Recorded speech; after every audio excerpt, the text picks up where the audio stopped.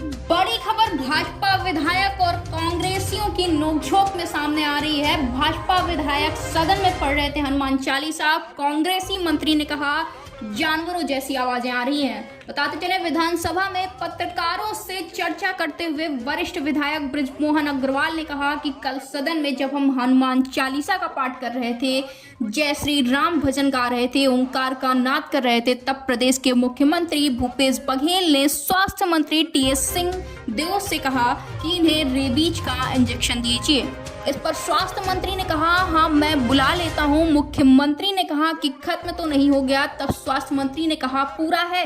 इसी बात को संसदीय कार्य मंत्री भी कह रहे थे कि जानवरों जैसी आवाजें आ रही हैं। इस पर बृजमोहन अग्रवाल ने कहा कि उन्होंने जो सदन में हमारे लिए कहा है, अगर उनके लिए भी उसकी आवश्यकता है तो हम उनके साथी हैं। पर इस प्रकार की बातें कहना पूरे सदन का अपमान है, यहाँ की परंपराओं का अपमान है। उन्होंने कहा कि हम तो आसंदी को धन्यवाद देते हैं जो उन्होंने इन बातों को विलोपित किया और कहा है कि सदन की कार्रवाई में यह सब बातें नहीं आनी चाहिए। संसदीय कार्य मंत्री रविंद्र चौबे ने जरूर इस विषय पर खेद व्यक्त किया है, परंतु मुख्यमंत्री भूपेश बघेल ने अफसोस भी जाहिर नहीं किया। सत्ताधारी नेताओं द्वारा कही गई या आपत्तिजनक बातें सदन के सदस्यों की अवमानना है। वहीं बृजमोहन ने कहा कि विधानसभा अध्यक्ष संज्ञान लेकर मुख्यमंत्री, स्वास्थ्य मंत्री और संसदीय कार्य मंत्री के खिलाफ विशेषाधिकार हनन के तहत कार्रवाई करें।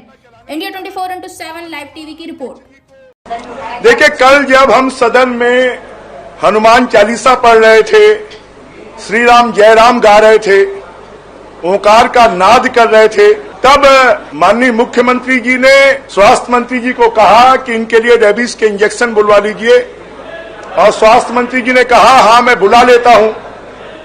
मुख्यमंत्री जी ने कहा कि कोई खत्म तो नहीं हो गया है, उन्होंने कहा हाँ है अभी। और उसी बात को संसदीय कार्य मंत्री जी ने यहां पर आकर कहा कि जानवरों जैसी बात कर रहे थे।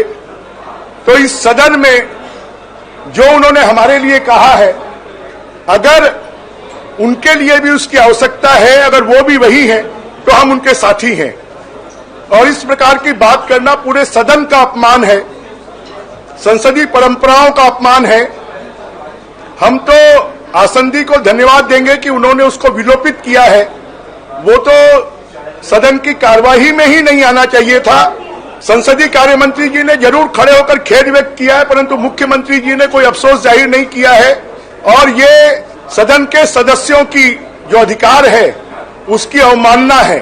और इसलिए स्वयं संज्ञान में लेकर माननीय विधानसभा अध्यक्ष जी को मुख्यमंत्री जी के खिलाफ, स्वास्थ्य मंत्री जी के खिलाफ और संसदीय कार्य मंत्री जी के खिलाफ विशेषाधिकार हनन के प्रस्ताव को लाना चाहिए, उनको प्रताड़ित करना चाहिए। साथ में हमारी जानकारी में आया है कि पिछले सत्र के किसी एक मंत्री के प्रश्न को आधा घंटा चलाने के कारण विधानसभा अध्यक्ष जी को मुख्यमंत्री जी ने कुछ कहा सुनी की है, और उससे विधानसभा अध्यक्ष जी नाराज होकर कल से वो प्रश्नकाल में भी अपनी सीट पर नहीं आ रहे हैं। मैं सोचता हूं कि संसदीय इतिहास में इससे बड़ा कोई संसदीय परंपराओं का अपमान, उल्लंघन, लोकतंत्र की हत्या और कोई दूसरी नहीं हो सकती।